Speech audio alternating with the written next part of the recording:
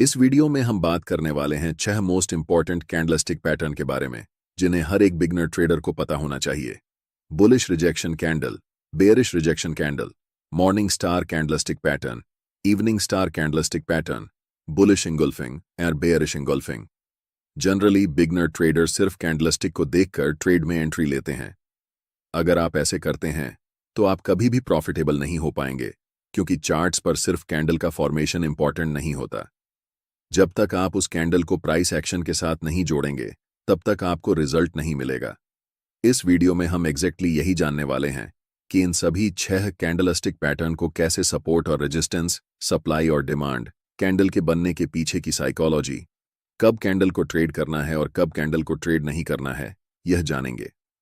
साथ ही हम इन सभी कैंडलस्टिक पैटर्न को लाइव मार्केट उदाहरण के साथ ट्रेड करके देखेंगे, जिससे आपको यह पूरा कॉन्सेप्ट अच्छे से समझ में आए, प्रैक्टिकल नॉलेज मिले और आप प्रॉफिट बना सकें।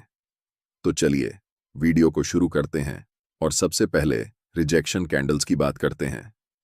स्क्रीन पर दिख रहे सभी कैंडल्स रिजेक्शन कैंडल्स हैं।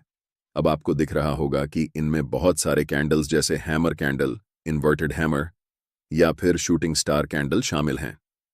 लेकिन आपको कैंडल का नाम याद रखना जरूरी नहीं है, क्योंकि ये सारे कैंडलस्टिक पैटर्न एक ही तरीके से ट्रेड किए जाते हैं। हम इन सभी कैंडलस्टिक को 2 ग्रुप में डिवाइड करते हैं। पहला बुलिश रिजेक्शन कैंडलस्टिक पैटर्न और दूसरा bearish rejection candlestick pattern. Bullish rejection candlestick pattern की लोअर वीक बॉडी के कंपैरिजन में लंबी होती है। अगर आपको नहीं पता कि बॉडी और वीक क्या होते हैं, तो मैं बता दूं कि ये जो बॉक्स एरिया है, जो कि ग्रीन या फिर रेड हो सकता है, इसे हम कैंडल की बॉडी कहते हैं। यह हमें बताता है कि कैंडल की ओपनिंग कहां हुई थी और क्लोजिंग कहां हुई है।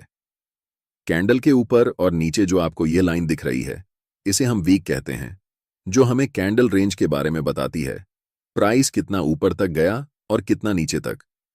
वापस टॉपिक पर आते हैं। बुलिश रिजेक्शन कैंडल की लोअर वीक बॉडी के मुकाबले लंबी होती है, जो हमें बताती है कि कैंडल ओपनिंग के समय मार्केट में सेलिंग का प्रेशर हाई था, जिससे प्राइस नीचे तक आ गई। लेकिन कैंडल क्लोज होने से पहले मार्केट में बड़े क्वांटिटी में बायर्स की एंट्री हुई, जिससे प्राइस ऊपर जाकर क्लोज हुई। सिंपल भाषा में यह कैंडल हमें बता रही है कि बायर्स और सेलर्स के बीच की लड़ाई में बायर्स ने सेलर्स को हराकर मार्केट में अपना दबदबा बढ़ा लिया है। बुलिश रिजेक्शन कैंडल जनरली आपको डाउन ट्रेंड के बाद दिखाई देता है। यह कैंडल हमें संकेत देती है कि प्राइस अब यहां से ऊपर जाने वाली है। लेकिन जब हम चार्ट्स देखते हैं तो हमें बहुत सारे बुलिश रिजेक्शन कैंडल्स दिखते हैं, लेकिन हर कैंडल में इतना ताकत नहीं होता कि सिर्फ कैंडल ये डिसाइड कर सके कि अब मार्केट यहां से ऊपर जाएगी। इसीलिए हर एक अनुभवी ट्रेडर सपोर्ट, रेजिस्टेंस या फिर सप्लाई और डिमांड का हेल्प लेता है। इसीलिए मैंने आपको शुरू में कहा था कि कैंडल का सिर्फ फॉर्मेशन इंपॉर्टेंट नहीं है, बल्कि इंपॉर्टेंट यह है कि वह कैंडल किस कॉन्टेक्स्ट और लोकेशन पर बन रही है। इस उदाहरण को ध्यान से देखिए। चार्ट्स पर यह एक स्ट्रॉन्ग सपोर्ट एरिया है, जहां से प्राइस प्रीवियस चार्ट्स पर रिजेक्शन लेकर ऊपर गई है। जब भी प्राइस इस सपोर्ट एरिया पर आकर एक बुलिश रिजेक्शन कैंडल बनाती है, तब हमें मार्केट में अलर्ट हो जाना चाहिए। याद रखें, कभी भी हमें तुरंत एंट्री नहीं लेना चाहिए। जब तक हम कंफर्म नहीं हो जाते कि मार्केट अब वाकई में यहां से ऊपर जाने वाली है, तब तक हमें ट्रेड में एंट्री नहीं लेनी चाहिए। हम कंफर्मेशन के लिए वेट करेंगे कि कब एक नेक्स्ट कैंडल इस रिजेक्शन कैंडल के हाई को ब्रेक करती है, और जब भी इस कैंडल के हाई को ब्रेक करेगी, तब हम मार्केट में एंट्री लेंगे, जिसमें हमारा स्टॉप लॉस सपोर्ट एरिया के जस्ट नीचे होगा और टेक प्रॉफिट निकटतम स्विंग हाई पर। किसी भी ट्रेड को लेने से पहले कम से कम आपके पास 3 कंफर्मेशन होनी चाहिए। इस उदाहरण में हमारे पास ये 3 कंफर्मेशन थे। पहला बुलिश रिजेक्शन कैंडल का फॉर्मेशन, दूसरा सपोर्ट एरिया और तीसरा जब next candle bullish rejection candle के हाई को ब्रेक करती है। अगर आप सिर्फ इन 3 कंफर्मेशन को ध्यान में रखकर ट्रेड लेंगे तो आपके ट्रेड्स में प्रॉफिट होने का चांस बहुत ज्यादा बढ़ जाएगा। दूसरा तरीका जिससे हम कैंडलस्टिक पैटर्न को ट्रेड कर सकते हैं, वह है जब मार्केट अप ट्रेंड में होती है। इस उदाहरण में प्राइस हायर हाई बनाते हुए ऊपर की ओर बढ़ रही है। हमने आपको पिछले वीडियो में डाउ थ्योरी के बारे में बताया था कि प्राइस कभी भी एक दिशा में लगातार ऊपर या नीचे नहीं जाती। पहले प्राइस रैली करती है, फिर पुल बैक होता है और फिर से रैली करती है। यही मार्केट का स्ट्रक्चर होता है जिसे हमेशा फॉलो किया जाता है। इसलिए जब भी प्राइस अप ट्रेंड में हो और रैली फेज में हो, तब हमें मार्केट में एंट्री नहीं करनी चाहिए।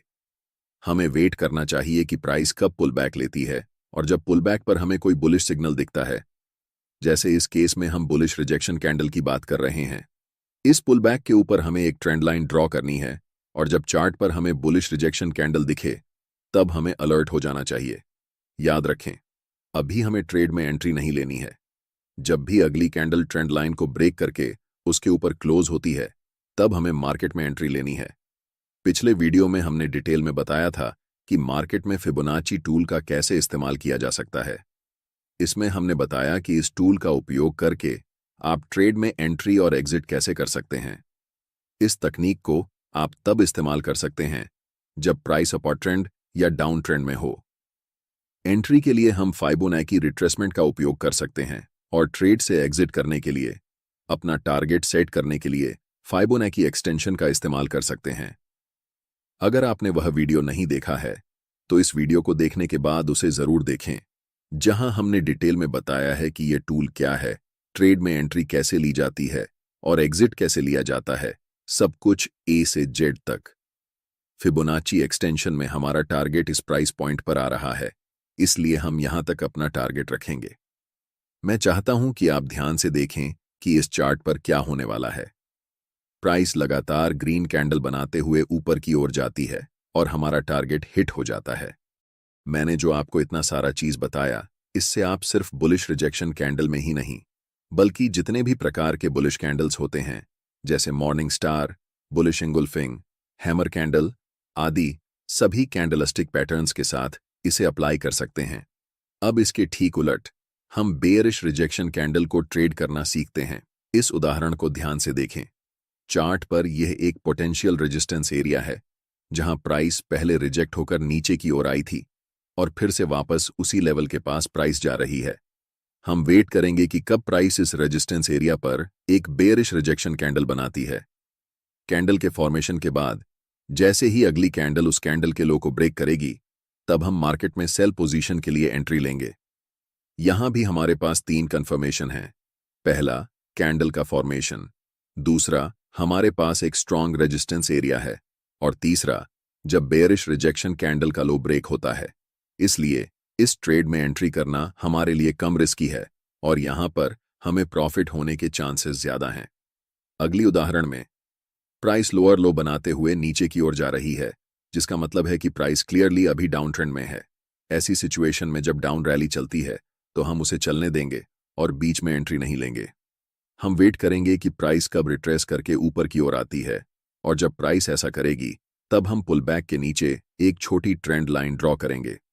जब वहां हमें कोई भी स्ट्रॉन्ग बेयरिश कैंडल दिखेगी, इस केस में हम बेयरिश रिजेक्शन कैंडल की बात कर रहे हैं, तो हमें अलर्ट हो जाना है। और जब भी अगली कैंडल उस ट्रेंड लाइन को तोड़कर नीचे क्लोज होती है, तब हमें मार्केट में सेल पोजीशन के लिए ट्रेड एंट्री लेनी है।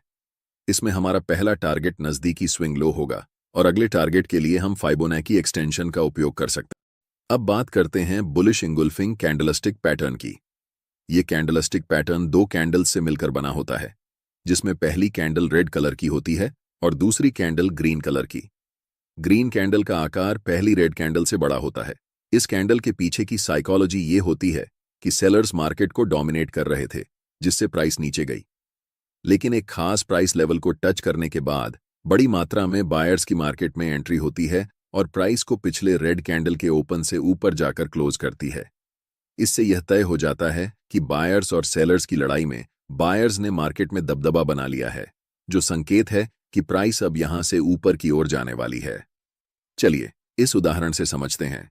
यह एक सपोर्ट एरिया है, जहां पर प्राइस कई बार आकर रिजेक्ट हुई है। इसलिए अगली बार जब भी प्राइस इस लेवल पर आकर एक बुलिश इंगुल्फिंग कैंडलस्टिक पैटर्न की फॉर्मेशन करती है, तब हमें मार्केट में बाय पोजीशन में एंट्री के लिए तैयार रहना चाहिए। जैसे ही अगली कैंडल ग्रीन कैंडल के हाई को ब्रेक करती है, हमें एंट्री लेनी है। हमारा स्टॉप लॉस सपोर्ट लेवल के नीचे होगा और टारगेट लास्ट स्विंग हाई तक रहेगा। इसी का ठीक उल्टा है बेयरिश इंगुल्फिंग कैंडलस्टिक पैटर्न, जिसमें पहली कैंडल ग्रीन होती है और दूसरी कैंडल रेड। रेड कैंडल का आकार पहली ग्रीन कैंडल के मुकाबले बड़ा होता है। इसका मतलब यह है कि बायर्स और सेलर्स की लड़ाई में सेलर्स ने बायर्स को हराकर मार्केट में अपना दबदबा कायम कर लिया है। जब ऐसे कैंडल्स किसी रेजिस्टेंस लेवल के पास बनते हैं तो इसके बहुत ज्यादा चांसेस होते हैं कि प्राइस यहां से नीचे की ओर गिरने वाली है।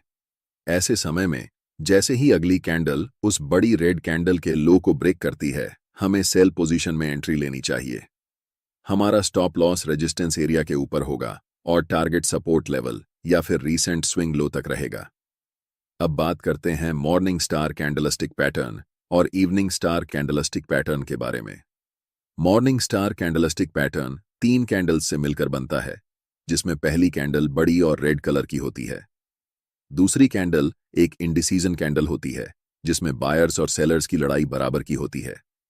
इस कैंडल का कलर रेड या ग्रीन दोनों हो सकता है। तीसरी और आखिरी कैंडल एक बड़ी ग्रीन बुलिश कैंडल होती है, जो बताती है कि मार्केट में वापस बायर्स ने हैवी क्वांटिटी में एंट्री कर ली है, जिससे प्राइस अब ऊपर की ओर जाने वाली है। लेकिन ध्यान रहे, सिर्फ कैंडलस्टिक पैटर्न देखकर ट्रेड में एंट्री नहीं लेनी चाहिए। इस पैटर्न के केस में जब तक हमें एक स्ट्रॉन्ग सपोर्ट एरिया नहीं मिलता और अगली candle morning star candlestick pattern के हाई को ब्रेक नहीं करती, तब तक एंट्री नहीं लेनी चाहिए। लेकिन जब यह तीनों क्राइटेरिया पूरी हो जाते हैं, पहली कैंडल का फॉर्मेशन, दूसरा सपोर्ट एरिया और तीसरा अगली कैंडल का पिछले कैंडल के हाई को ब्रेक करना, तभी हमें मार्केट में एंट्री लेनी चाहिए। ऐसे ट्रेड्स की एक्यूरेसी सबसे ज्यादा होती है। इस पैटर्न का ठीक उल्टा है इवनिंग स्टार कैंडलस्टिक पैटर्न। इस पैटर्न में भी 3 कैंडल्स शामिल होती हैं। पहली कैंडल ग्रीन होती है, दूसरी कैंडल इंडिसीजन कैंडल होती है और तीसरी कैंडल रेड होती है। अगर यह पैटर्न किसी रेजिस्टेंस एरिया के पास बनता है और अगली कैंडल पिछले कैंडल के लो को ब्रेक कर देती है, तो हमें सेल पोजीशन में एंट्री लेनी चाहिए। हमारा स्टॉप लॉस रेजिस्टेंस एरिया के ऊपर होगा और टारगेट रीसेंट स्विंग लो के पास रहेगा।